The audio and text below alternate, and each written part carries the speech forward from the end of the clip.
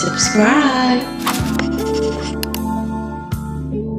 A 14-year-old boy in New Jersey gone, hit by a car while riding an e-bike. A middle schooler in Florida gone, same story. 16 e-bike riders killed in New York City in 1 year. I'm a mom, and the first time I really registered how fast these things go, my stomach dropped because I know this is a conversation headed my way eventually, just like it is for so many parents right now. So I wanted to actually understand what it would be like saying yes or no to long before that day comes. These aren't rare, isolated tragedies anymore. They're becoming a pattern, and the kids riding these things, most of them have never taken a single hour of road safety training in their life. I'm going to walk you through the actual data, not fear-mongering, real numbers from hospital, federal safety agencies, and then I want to talk about why I think it's time we stop treating e-bikes like toys. Let's start at Rady Children's Hospital in San Diego, one of the best trauma centers for kids in the country.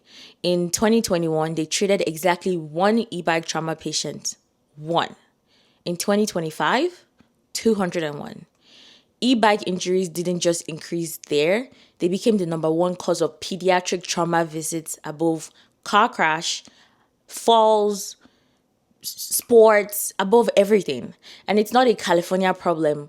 Cook Children's in Texas saw e-bike trauma cases jumped 500% in just the first 6 months of 2026 compared to all of 2025. Nationwide CDC-linked surveillance data shows emergency visits for kids on e-bike and e-scooters rose over 150% in a single year. That's not a typo. I'm not making that up. That's from 2025 to 2026. And here's the part that actually should really get your attention. Over a third of these ER visits are head and neck injuries. Nearly 7% involve traumatic brain injuries. These aren't scraped knees like you'd get from a bicycle. Kids are getting fractured that need surgery, hospital stays, and months of rehab. Life-changing injuries. The age group hit the hardest, 10 to 13-year-old. That's not a teenager who might have some judgments. That's a 5th or 6th grader. Life completely changed instantly. Behind every one of these numbers is a family. In Summer Point, New Jersey, a 14-year-old boy was riding his e-bike when he collided with a car. He didn't survive. In Jupiter, Florida, a middle school student was killed on an e-bike and it hit the community so hard that the town held an emergency safety town hall. In New York City alone, 16 e-bike riders were killed in 2025. 4 pedestrians were killed by e-bikes the same year. This is a city that had to build an entire new enforcement policies just to deal with this chaos. And here's something researchers keep flagging. A huge number of these bikes are illegal in the first place. One study looking at e-bikes parked outside Northern Californian school found that almost 90% of them didn't meet the legal definition of an e-bike. Some had up to 8 times more power than what's allowed. Those aren't gentle pedal assistant commuter bikes. They're unregulated, motor modified machines that can hit 30, 40, even 50 miles per hour, being ridden by children. Here's the core problem. A regular bicycle tops out around 12 to 15 miles per hour on flat ground, powered entirely by a kid's own legs. If they lose control, the physics are forgiven. You get a scraped knee, maybe you fracture your wrists because you're trying to support yourself. An e-bike, especially the illegal modified ones flooding the market, can hit 30 miles per hour or more, powered by a battery, ridden by a 10-year-old with the reaction time and judgment of a 10-year-old. US e-bike motors are typically 3 times more powerful than what's legally allowed in Europe. Other countries adopted e-bikes a decade before us and already tightened their regulation after seeing the injury patterns. We're watching the same crisis unfold here in slow motion, except it's not slow anymore, it's accelerating. Doctors treating these kids describe the injuries as looking less like bicycle accidents and more like motorcycles or car crash trauma.